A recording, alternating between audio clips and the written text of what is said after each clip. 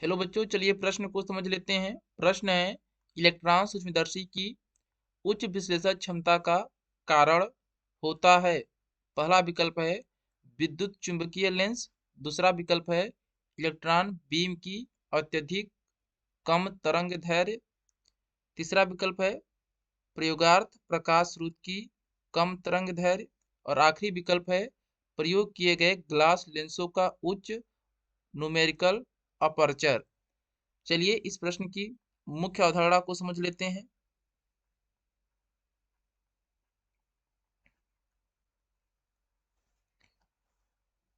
जो इलेक्ट्रॉन सूक्ष्मदर्शी होता है, इलेक्ट्रॉन सूक्ष्मदर्शी होता है,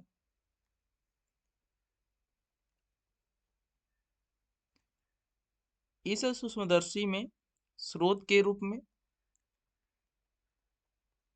स्रोत के रूप में त्वरित इलेक्ट्रॉनों की एक किरण का उपयोग होता है। त्वरित इलेक्ट्रॉनों त्वरित इलेक्ट्रॉनों की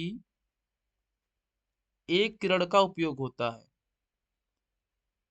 एक किरण का उपयोग होता है और जो इलेक्ट्रॉन सूक्ष्मदर्शी होती हैं, इनका विश्लेषण क्षमता उच्च होता है। उच्च विश्लेषण क्षमता होता है। उच्च विश्लेषण क्षमता होता है इलेक्ट्रॉन सूक्ष्मदर्शी का। क्यों होता है? इसका कारण है इलेक्ट्रॉन बीम की अत्यधिक कम तरंग दैर्घ्य।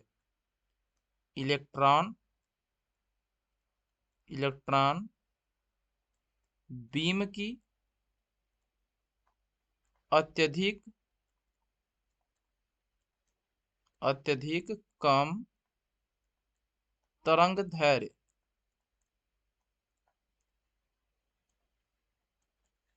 विकल्प को देख लेते हैं। पहला विकल्प है विद्युत चुंबकीय लेंस, यह गलत है। विद्युत चुंबकीय लेंस के कारण इलेक्ट्रॉन सूक्ष्मदर्शी की उच्च विश्लेषण क्षमता नहीं होती है। पहला विकल्प गलत है।